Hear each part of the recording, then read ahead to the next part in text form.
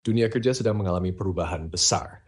Jika dulu perusahaan membutuhkan banyak karyawan untuk menjalankan operasionalnya, kini teknologi telah mengubah cara kerja secara drastis. Otomatisasi, kecerdasan buatan, dan digitalisasi telah menggantikan banyak pekerjaan yang dulu dilakukan manusia.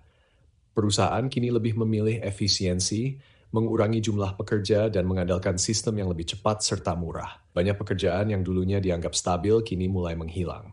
Kasir di minimarket sudah tergantikan oleh mesin self-checkout, customer service banyak yang digantikan oleh chatbot, dan pekerjaan administratif beralih ke sistem otomatis.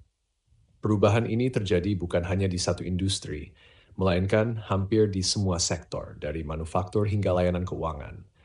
Bisnis modern lebih mengutamakan produktivitas dengan sedikit tenaga kerja. Mereka tidak lagi membutuhkan banyak pegawai untuk tugas-tugas rutin. Sebagai gantinya, mereka menggunakan software dan alat otomatisasi yang bisa bekerja 24 jam tanpa lelah. Ini membuat banyak pekerja harus bersaing lebih keras untuk mendapatkan pekerjaan yang semakin terbatas. Tren kerja juga berubah.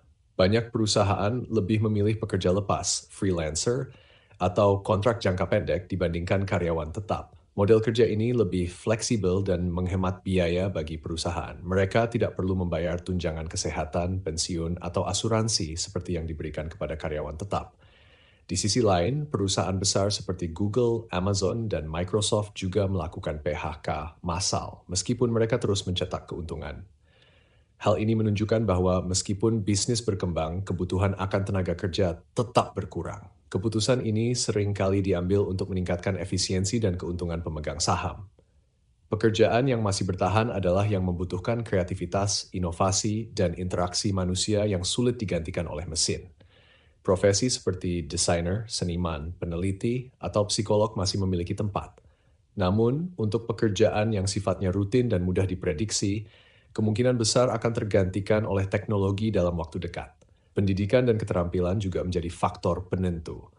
Banyak lulusan perguruan tinggi kesulitan mendapatkan pekerjaan karena keahlian yang mereka miliki tidak lagi relevan dengan kebutuhan pasar. Sekarang, perusahaan lebih mencari orang yang memiliki keterampilan digital, analisis data, dan pemahaman teknologi dibandingkan hanya sekadar gelar akademik. Fenomena ini juga melahirkan tantangan baru, terutama bagi negara berkembang. Banyak pekerja kehilangan mata pencaharian, sementara kesempatan kerja baru tidak cukup untuk menggantikannya. Akibatnya, angka pengangguran meningkat dan banyak orang harus mencari cara lain untuk bertahan hidup. Salah satu solusi yang mulai populer adalah kewirausahaan dan ekonomi kreatif. Banyak orang yang memilih untuk memulai bisnis sendiri, baik di sektor digital, jasa, maupun industri kreatif.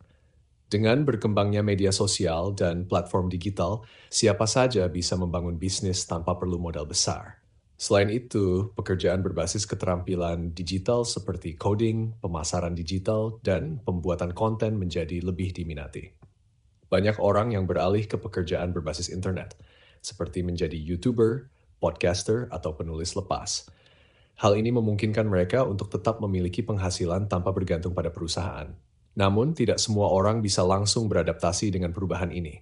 Banyak yang masih berharap pada pola kerja lama, di mana perusahaan akan terus menyediakan lapangan pekerjaan dengan jumlah besar. Padahal, dunia sudah berubah dan mereka yang tidak bisa menyesuaikan diri akan tertinggal.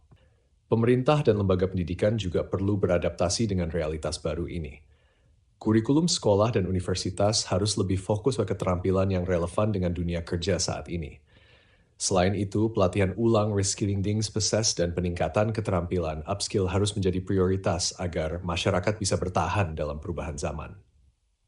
Perusahaan pun perlu mengambil langkah bijak. Meskipun otomatisasi meningkatkan efisiensi, mereka juga harus memikirkan dampaknya terhadap tenaga kerja. Menciptakan keseimbangan antara penggunaan teknologi dan pemberdayaan manusia adalah tantangan yang harus dihadapi. Pada akhirnya, dunia memang tidak lagi membutuhkan banyak karyawan seperti dulu.